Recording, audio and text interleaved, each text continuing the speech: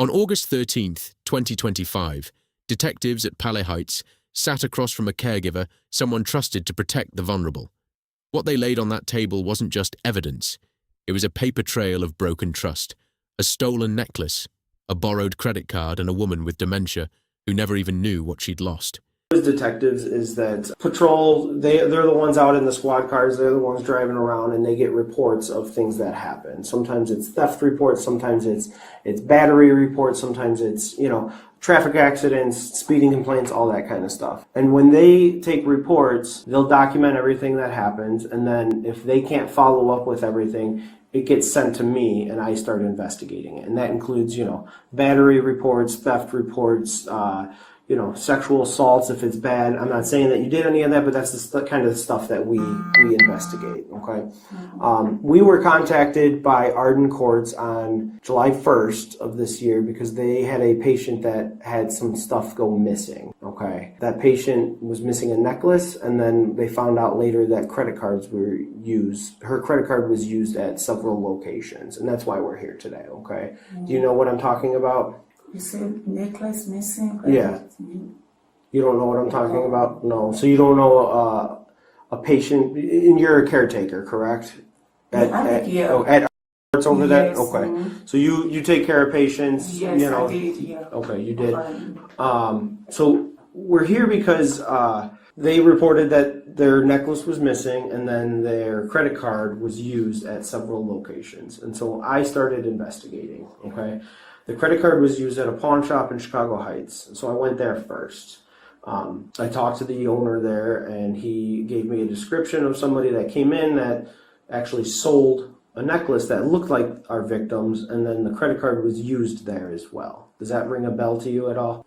Chicago Heights? Chicago Heights, yeah. Would there be any reason why you would sell a necklace that went missing? I didn't say any, no. No? Okay. And then what about the credit card being used there? No. No. So if there's video camera showing somebody that goes in there to sell the necklace and then the credit card being used, you wouldn't know what I'm talking about? No? Okay. Initially denying any involvement, the suspect now faces concrete evidence tying her actions to the missing items. Maintaining a low profile becomes increasingly difficult as investigators reveal each transaction and record in front of her. So, do you know who that person is?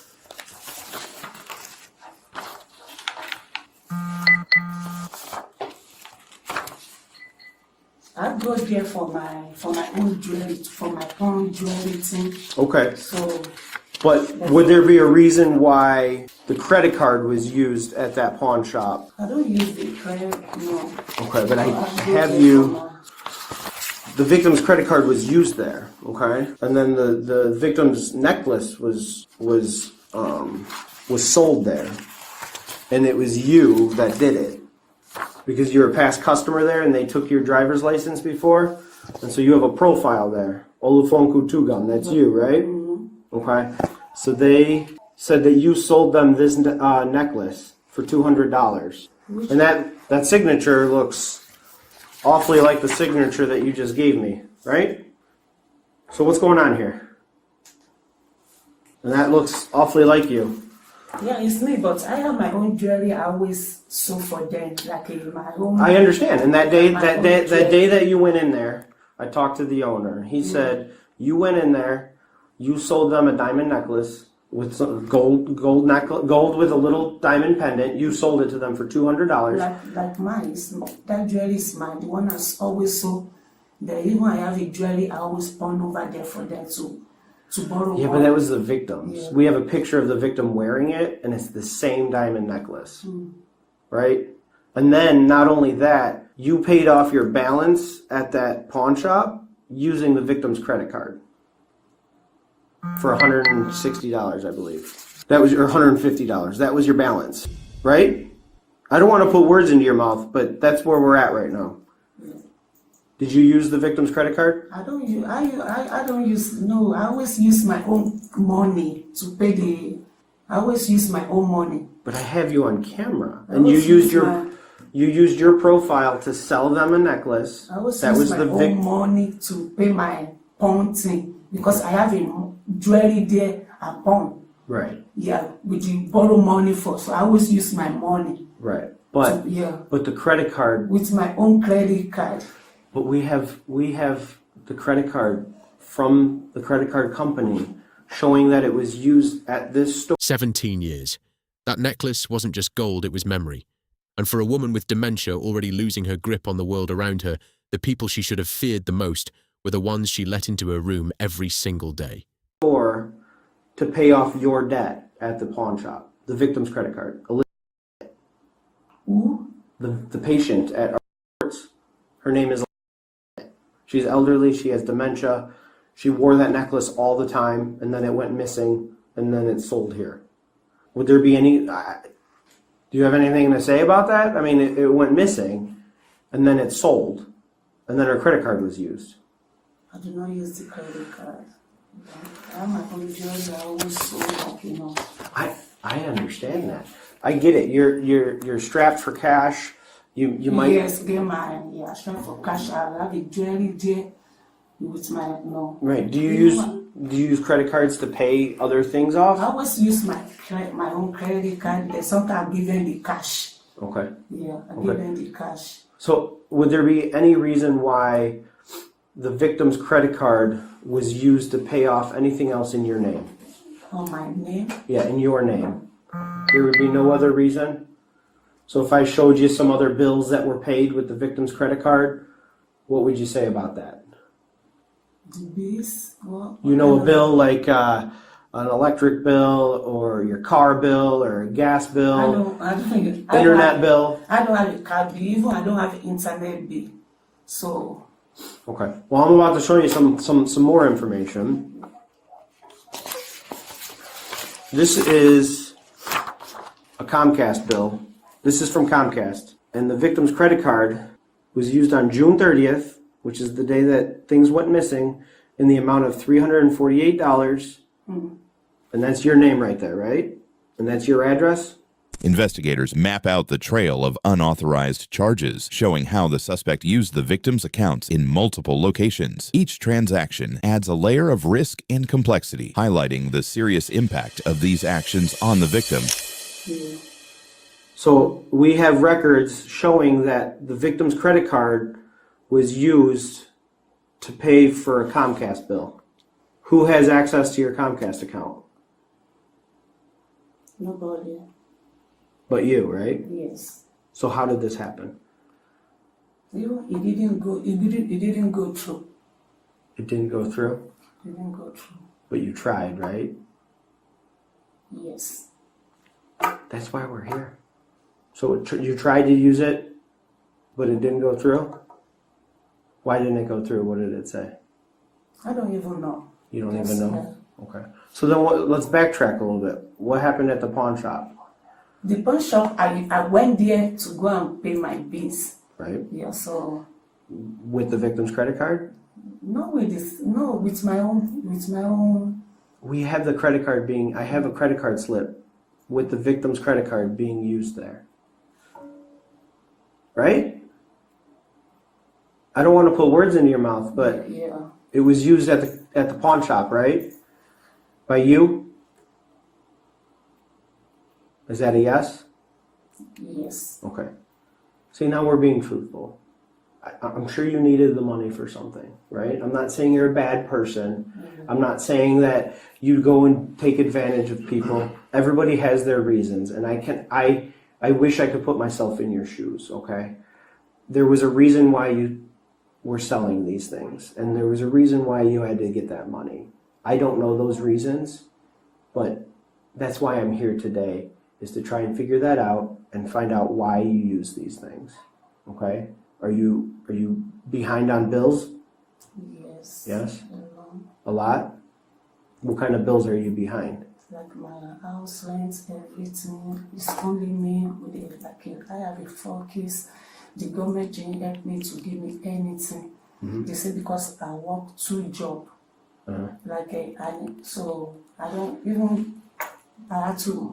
They had to keep me out from my other house. I had to get another house now. That's how I was now. So no link, nothing, no like a money, extra money. I have an autism baby. It's like a sick baby. Yeah. So I don't really have time to go and work. I have to monitor her. She be, how the autism baby behave. They just destroy everything, So that's what happened. So you saw the credit card and the necklace, and you thought that would be a reason to get out? No, I don't. No, it's not the reason. What happened? It's not, I was supposed to do that, but So you took the necklace? I didn't take the necklace. I didn't see the necklace. I'm not the only one work on that day. A lot of people work on. I didn't take the necklace.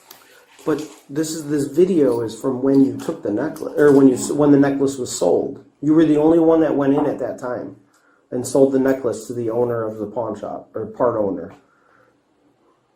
Okay. So you're saying you didn't take the necklace? No. Who took the necklace then? I don't even know about the necklace. I will tell you the truth. I took the necklace. Olu, it's right here. That's your name. And it was sold for $200.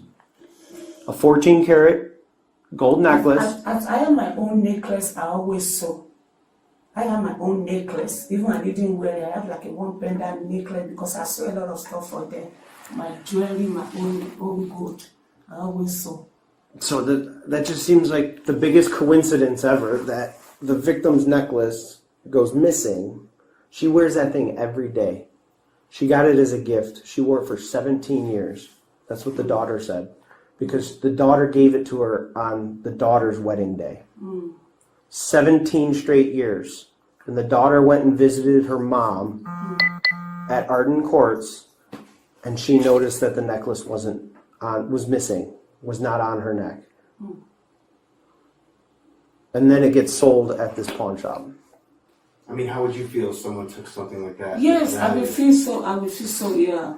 I will see, like this one, my daughter gave me this for my birthday. I can't, And you probably wear that thing every day, right? Yeah, I don't remove it. I wear it to shower, everything. But imagine if somebody took that from you. I'm not going to be okay with it. Yeah, so. And that's where we're at right now, is that the victim lost her necklace because she couldn't say no, because she's medicated at the hospital or at the nursing home because she has dementia and she's unruly, and then it goes missing, right? It gets sold the same day that you're there with your signature on there. Right. So who took the necklace? I own my jewelry on that day. I know, you bought your jewelry back. Yeah. You bought your jewelry back. But before you did that, you sold them the victim's necklace. Who took the necklace from the victim? Who took the necklace? And there it was, not ripped from her neck, taken quietly from a nightstand while she slept. A calculated move disguised as a moment of desperation. But desperation doesn't pick and choose its victims, and it doesn't reach into the wallets of the people who trust you. Who took the necklace, Olu? I did. You did. Okay. And why did you take the necklace? I didn't take it for its neck. I will say the truth. I did not take it for the neck. You didn't take it from her neck? No. Where was it at? It was on the table. Okay. It was on the table. Okay. On the table, the chest drawer. So. Okay. Next to the bed? Yes, next to the bed. Okay. I think maybe when the other caregiver was taking care of her, maybe he didn't know. So, So it was on the table. On the table. Next to the bed. Yeah. Okay. Where did you find the credit card at? It's in the wallets. In the wallets. Did you take any money? No, I didn't take money. Okay. I did not take. How many credit cards did you take? I didn't take. No. Just the one? It's only one. No. I'm only asking because I know I have several credit cards. You probably have several credit cards. I'm only asking. I wasn't blaming you. I was only asking. That's all. Okay? No. Okay. All right. We have one more charge. Similar to this. It was a NICOR charge, gas charge. Was that you too? It has your name, your address, for the amount of $418. It was used on June 30th. Was that you? Even all this didn't go through. I don't even. I know, Yeah. but It didn't we still have to talk about it. Yeah. You know, you tried, right? Yeah, I tried, but it didn't go through. What about the Shell gas station? No. Shell gas station. Yeah, that wasn't you? Shell gas station. There was another charge for Shell gas station. Shell gas station. I don't have copies of the video for that, but I mean, you're the one that had the credit card. So this says it was processed on June 30th, but then it was charged back to the credit card on July 6th. So it looks like it went through for a little bit, and then they realized that it was not your credit card, and they gave it back. They put it back. Does that make sense? Yes. So it looks like if I hadn't called NICOR, it probably would have gone through. Call NICOR? NICOR, that's the company that does the gas company. Okay. Is there anything else that you want to tell me? Nothing. Nothing. Have you ever done this before? This my, to be honest, I swear to God, this is my first time. I never do this before. Yeah. I don't know what puts me to this. You know, it's because maybe like my financial problem. I never do this before. Okay. Never in my life. Okay. And what did you use the $200 from the pawn shop for after you were done?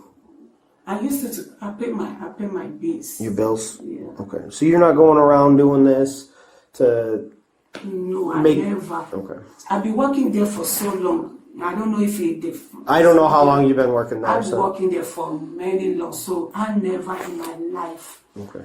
When we were there, did you know why we were there then? Did you I put? don't even know. You didn't know? I don't know. So this was out of sight, out of mind. Yeah. It happened. You didn't think that we would find I out. don't even know. It's like, you know, yeah. Okay. No. So here's what happens now.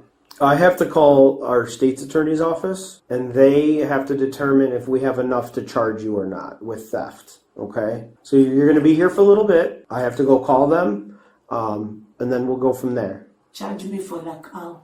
Like a theft, like fingerprinted, you'll have a court date, all that kind of stuff. Okay? Because you took somebody's possessions and used them. And then that's my job, is that I have to call the state's attorney's office, and they tell me if I have enough to arrest you and charge you for the crimes that happen. Okay? So they're going to take my fingerprint? Yes. Then, We're going to take your fingerprints right now. then after that? And then you'll get a court date if they say that I have enough to arrest you. But that's up to the state's attorney's office. Okay? So they're going to give me the court dates to come up to the court? Yes. But you'll be out of here today. Whether you get charged or not, you're leaving here today. Okay? Unless you start fighting us or I know I always tell that to people. If you start becoming unruly or anything like that, then we have bigger fish to fry. But right now, we're gonna fingerprint you, and then we're gonna call the state's attorneys, and then we'll go from there. Okay? Thank you for being honest with me.